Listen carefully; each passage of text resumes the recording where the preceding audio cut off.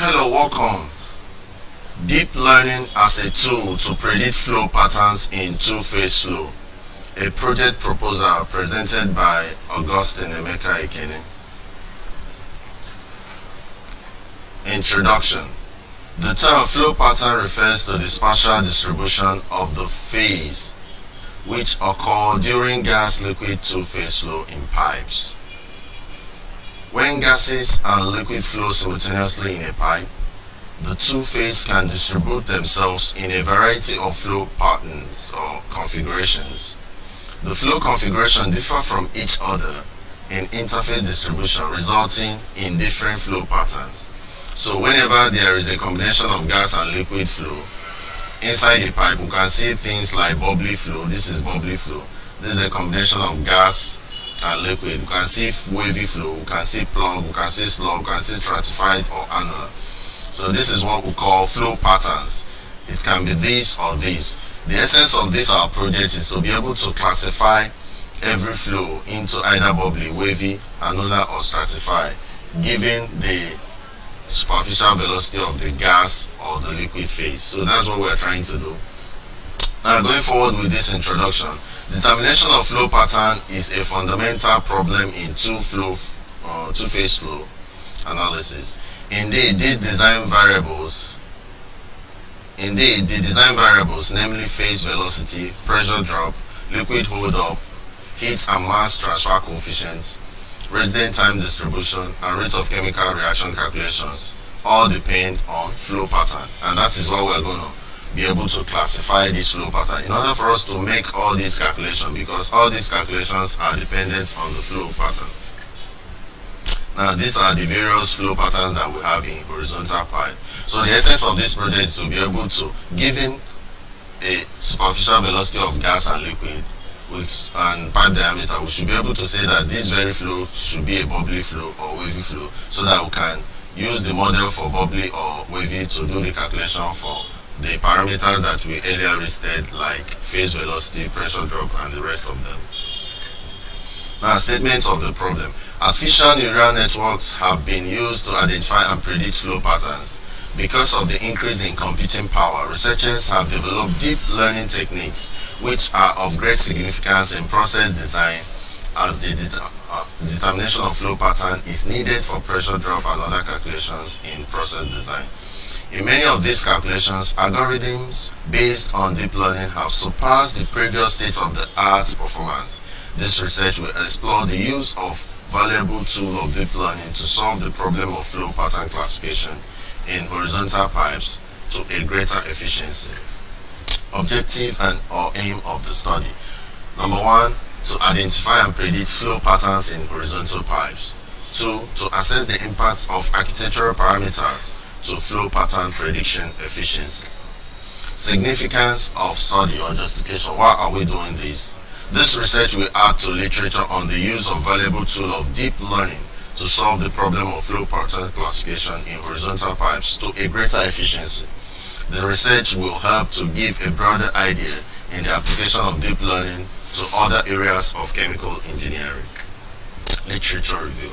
There are works that have already been done on this, but they have their limitation, like the work of Benin in 1980 on flow pattern transition for gas liquid flow in horizontal and inclined pipes.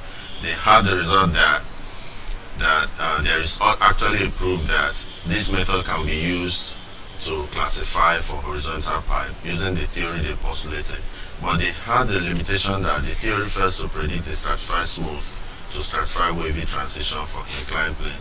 This is significant only for downward flow.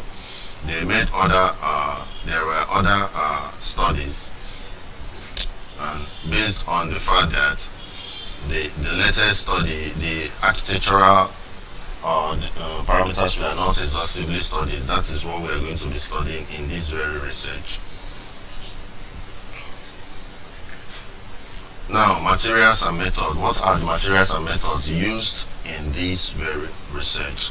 In this research, feed-forward normal network known as multilayer perceptron is used. The first step in using the multilayer perceptron is determining an appropriate architecture.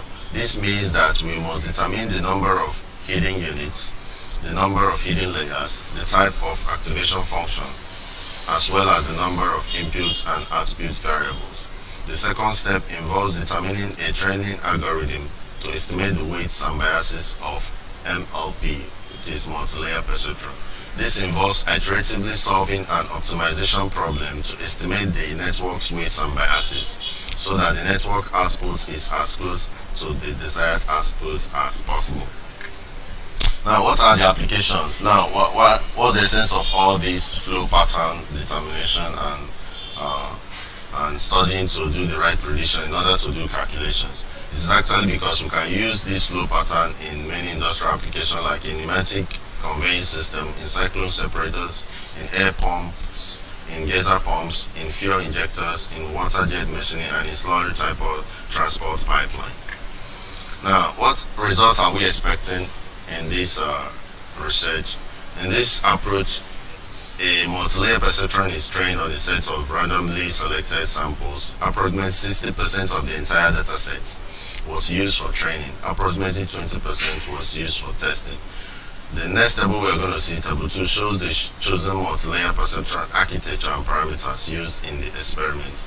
Other design considerations are the choice of ReLU as the nonlinear activation function, the E1 and E2 regularization penalties to avoid overfitting, the number of epochs and end folds, the number of cross-validation folds.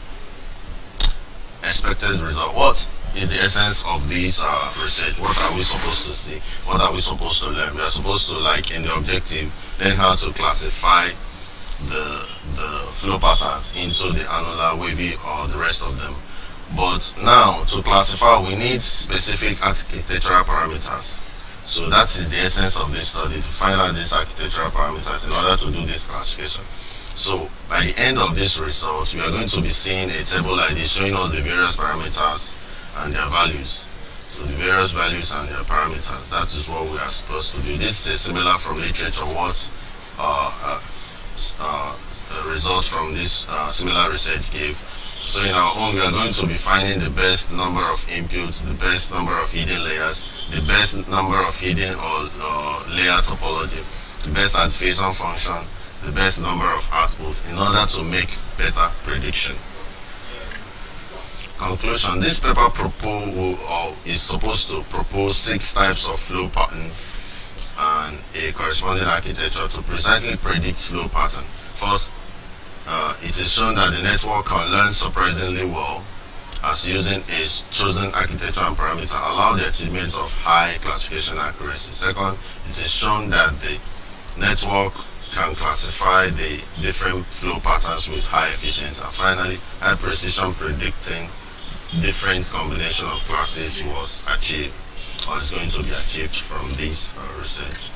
Now, these are the literature books that we are referenced, the journals that we are referenced for this work. Thank you for listening.